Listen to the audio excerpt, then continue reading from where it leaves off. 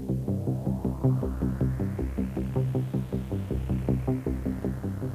harness the power of the sun and tap into this unlimited fuel supply from the heavens. 100 years ago, the first selenium solar cells brought that effort into the 20th century.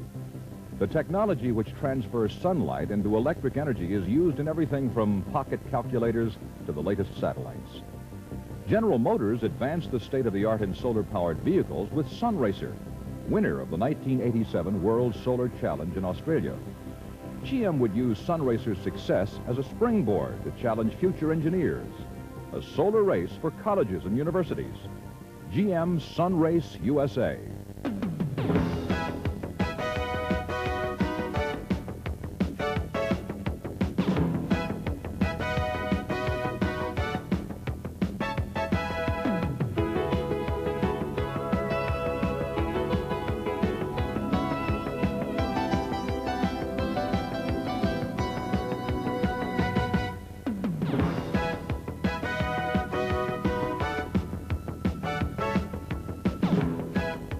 In late 1988, General Motors, the U.S. Department of Energy, and the Society of Automotive Engineers invited colleges and universities across North America to participate in GM's Sunrayce USA.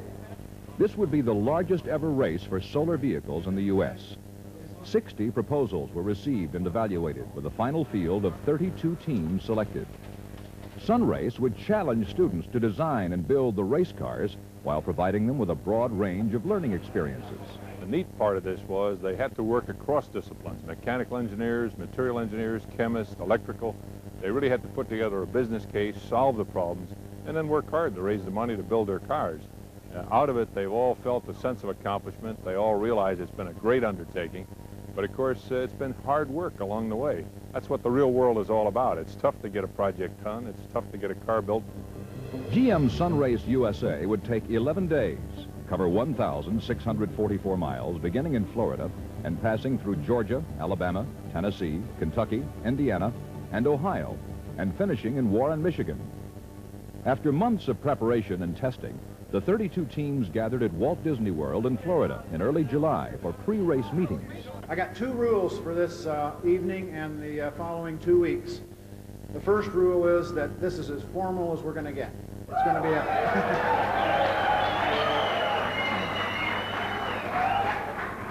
And the second rule is much more important. We are going to talk safety, safety, safety. That's the way this event's going to be run, from the start to the finish. The next morning, the teams converged on the Daytona International Speedway for the first of 3 days of qualifying and scrutineering. The solar cars had to meet rigorous size, design, and safety specifications for the race. 25, okay, 12. 50 General Motors engineers, all volunteers, made sure that each of the entries adhered to the Sunrayce rules. Scrutineering covered electrical and mechanical design. Drivetrain's okay. Did you think the suspension was good? I didn't see any problems with it. Yeah. Oh, man. Like I said, the only one that worries me is the left front. They don't have a full spread. Where? Jan, take a look. What he's worried about is on the inboard end of the axle. Right here. Size and weight. 150 is the outside. Maneuverability.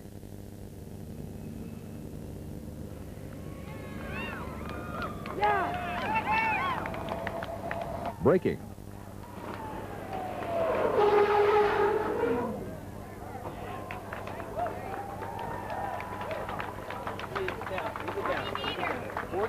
It's 40 right on the nose. Leave it down. Leave it down. And safety. We're going to count down from 5, and then you can pop out, and you have 15 seconds. 5, 4, 3, 2, 1, go.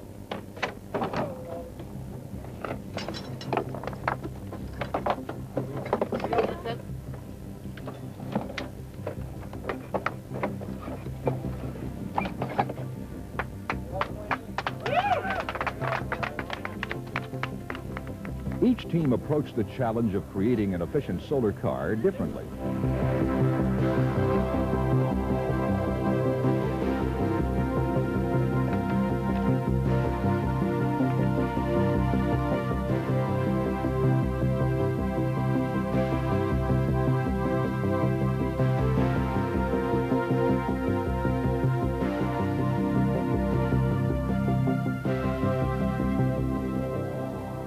we found out that we were finally accepted into Sunrayce, we sat down and said, okay, General Motors built an extremely good car called Sunraycer and did really well in Australia with it, but they spent all this money and everything. What did they do wrong and what did they miss? And we basically came up with a whole bunch of things that we thought we could do that would improve upon the Sunraycer's design. So we always had Sunraycer as you know, in the back of our heads and said, well, yes, it's a great car, so we need to use some of their technology, but we wanted to do something completely unique and completely different. With 1 day left before the start, there was barely time to check the last-minute details.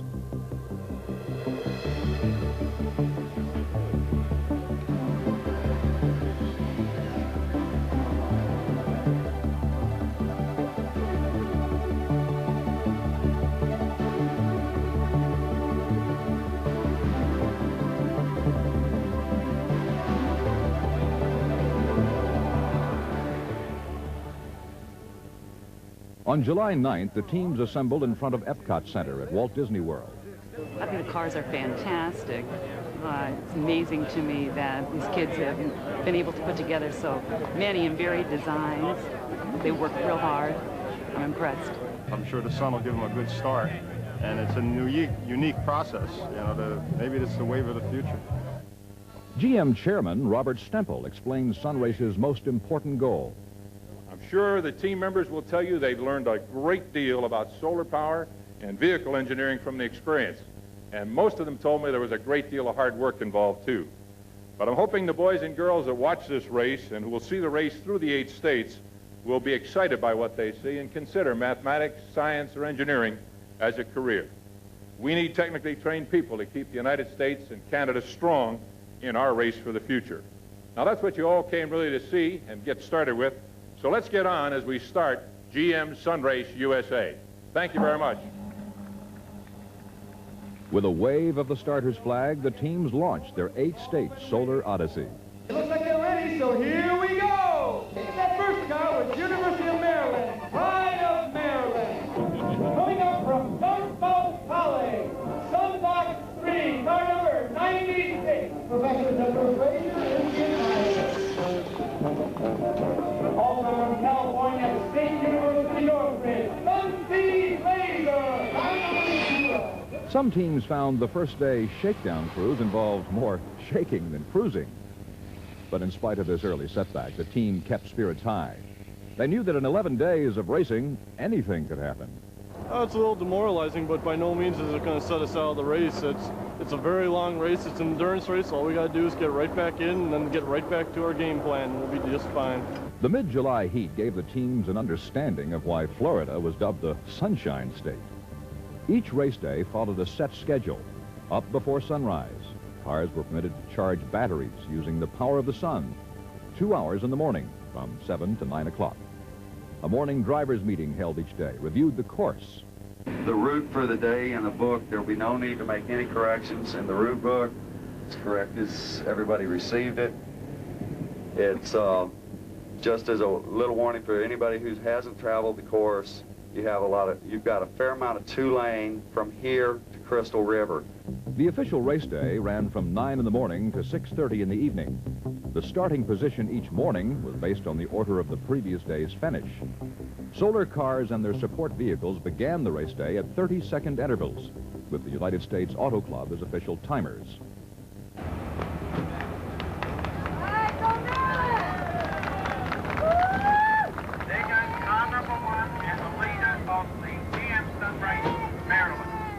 Sunrayce teams passed a morning and afternoon checkpoint to track progress. At the midpoint of each day's run, a 10-minute pit stop allowed teams a brief rest and a driver change. One of the things we've done is solar cars. Oh, yeah. And we want to know, I would like to know, if you think that it would be possible for 6th and 7th and 8th graders to make a soapbox solar car. Definitely. I think a soapbox solar car would be very simple and very good experience for the students. Mornings weren't all work for the teams. There was also